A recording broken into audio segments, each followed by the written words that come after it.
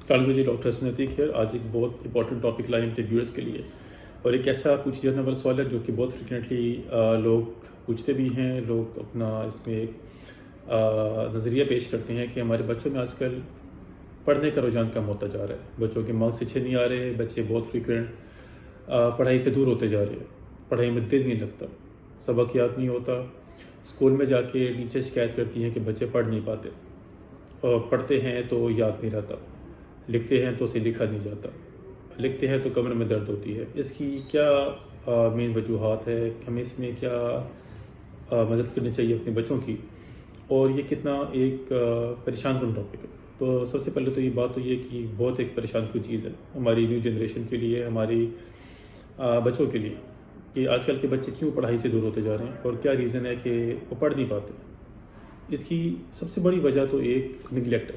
Neglect کا مطلب ہے کہ بچوں میں اگنورینس بہت زیادہ ہونا شروع ہو گئی ہے، کہ ماں باپ بچوں کو اگنور کرتے ہیں۔ Reason being the social media and the mobile phone. جتنا نیو جنریشن ہماری موبائل فونس کے اور لیپ ٹاپس کے قریب ہے، یہ ریزن ہے کہ وہ لوگ ہماری فیملی سے دور ہونا شروع ہو گئی۔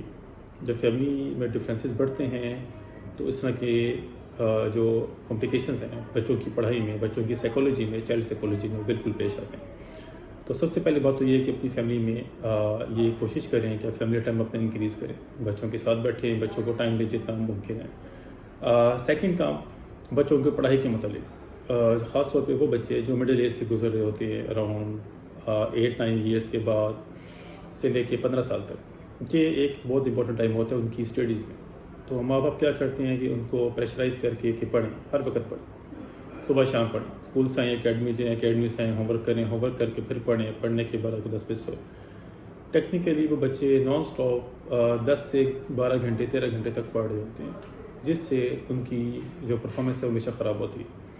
اور اس کے کمپیریزن میں آپ دیکھ لیں کہ وہ بچے جو ایک فوکس ٹائم میں پڑھتے ہیں، یعنی کہ صرف 3 سے 4 گھنٹے پڑھتے ہیں، لیکن پراپر اچھی طرح 3 سے 4 گھنٹے پڑھتے ہیں، ان کے ریزلٹس کمپیریٹیولی اچھے ہوتے ہیں as compare to those kids جو 10 سے 12 گھنٹے تک اس طرح پڑھتے رہتے ہیں نان اسٹاپ۔ اس کی کیا ریزن؟ اس کی وہی مسئلہ ہے کہ اگر آپ نان اسٹاپ اپنی گاڑی استعمال کریں 12 13 14 گھنٹے، تو گاڑی بھی پرفارمنس اپنی ڈکلائن کرنا شروع کر دیتی ہے، گاڑی گرم ہو جائے گی، اے سی پراپرلی کام نہیں کرے گا، گاڑی ہیٹ اپ ہو جائے گی۔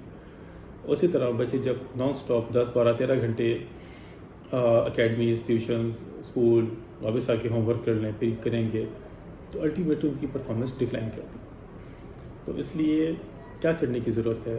بچوں کو بتائیں کہ وہ فوکس ٹائم پہ پڑھیں۔ یہ فوکس ٹائم کا مطلب ہوتا ہے کہ ایک شیڈول بنا کے ان کو بتا دیں کہ آپ نے اتنے گھنٹے پڑھنا ہے، فرض کریں کہ شام کو 3 سے لے کے 6 تک پڑھنا ہے، اور اس ٹائم بچے صرف پڑھیں۔